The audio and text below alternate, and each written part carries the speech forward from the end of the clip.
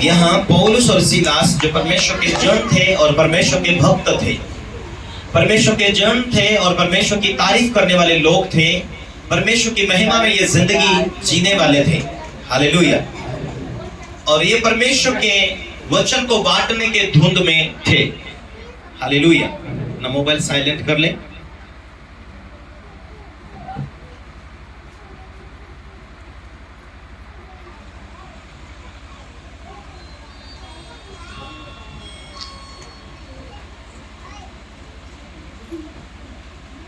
परमेश्वर के वचन को पढ़ते हैं। प्रेरित का किताब 16वां अध्याय उसका 25वें वचन से। हालेलुया। सीलास और जो पौलुस और सीलास ये परमेश्वर के जन थे, परमेश्वर के भक्त थे।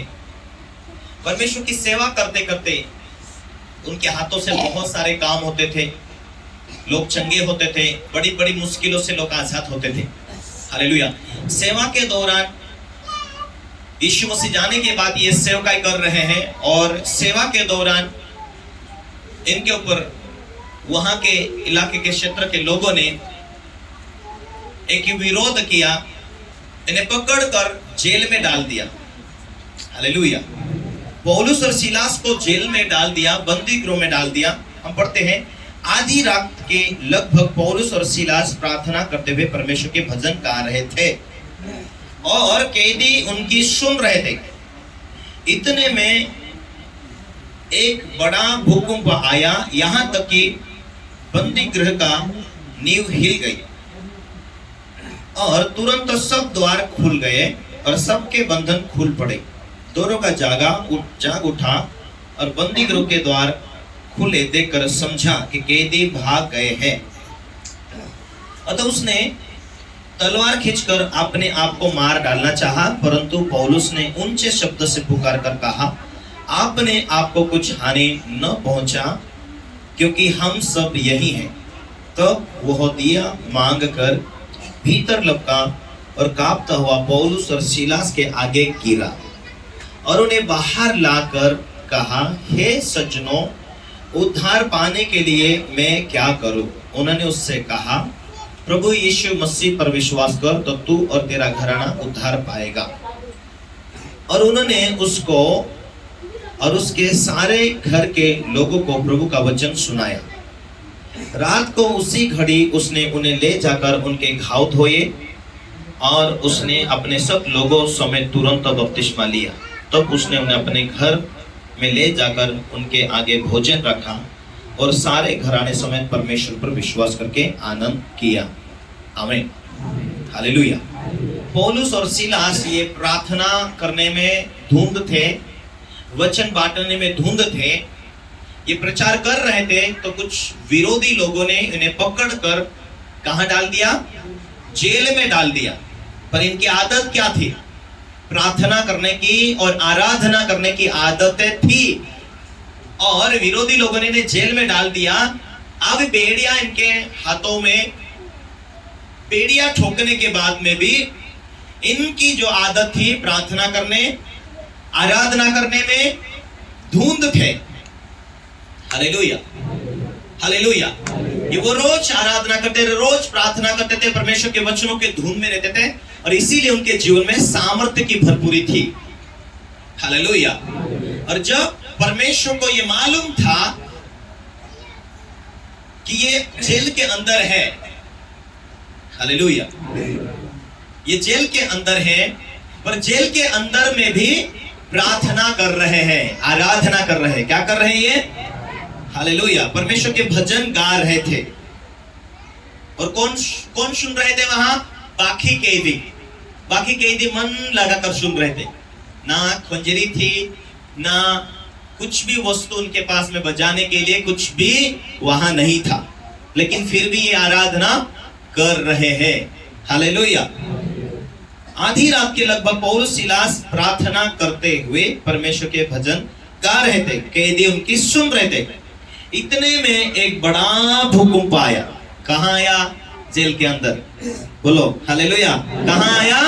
जेल के अंदर बड़ा सा भूकंप आया, यहां तक कि बंदी गृह की नींव हिल गई। उस जेल की नींव हिल गई और तुरंत सब द्वार खुल गए। हालेलुया। जितने द्वार थे उस जेल के सब द्वार खुल गए और जितने लोग वहां बेड़िया में जकड़े हुए थे सबके बंधन खुल गए। हालेलुया। दरोगा जाग उठा, वहां का जो रखवाला था वो जाग उठा और उसको लगा कि आप मेरा क्या होगा, ये सब कैदी तो खुले हो गए, आप तो दरवाजे खुल गए, ये तो भाग गए, अभी मेरी नौकरी तो जाएगी लेकिन मेरा सर भी जाएगा, काट दिया जाएगा, राजा का ये नियम है। वो तलवार उठाया, अपने आप को घात करने वाला था। पौलुस ने ऊंचे शब्द से कहा, अपने आप को घात मत कर, हम भागे नहीं, हम यही हैं। Hallelujah, hallelujah, hallelujah. जैसा सामर्थ उतरी, उस जेल की नींव हिल गई, द्वार खुल गए, इनकी बेड़ी ऑटोमेटिक टूट गई। ये कौन था? परमेश्वर था। हालेलुया, परमेश्वर था। क्यों?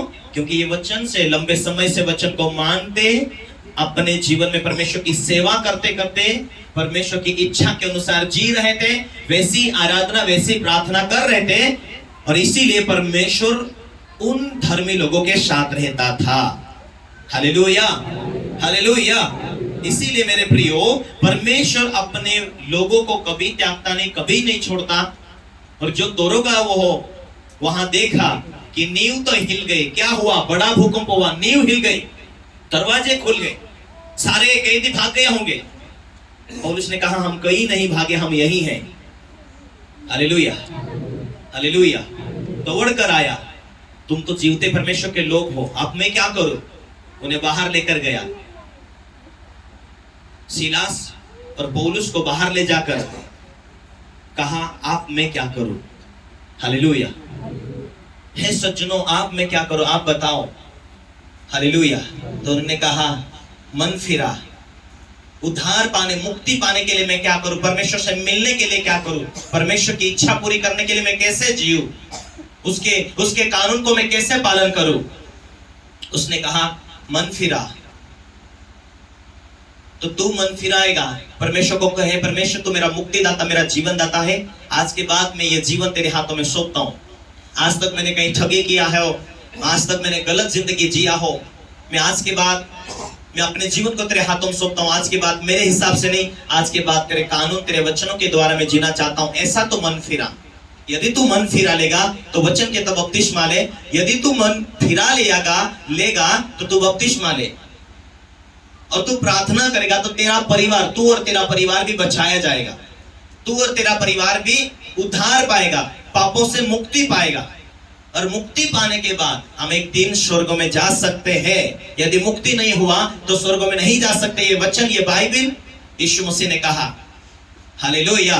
इसीलिए उन्होंने कहा, यदि तू मन फिराए और बपतिस्मा पाए तो तू और तेरा घराना विश्वास के द्वारा उद्धार पाएगा।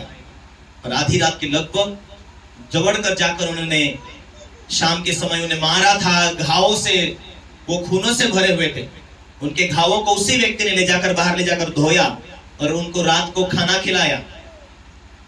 हालेलुया।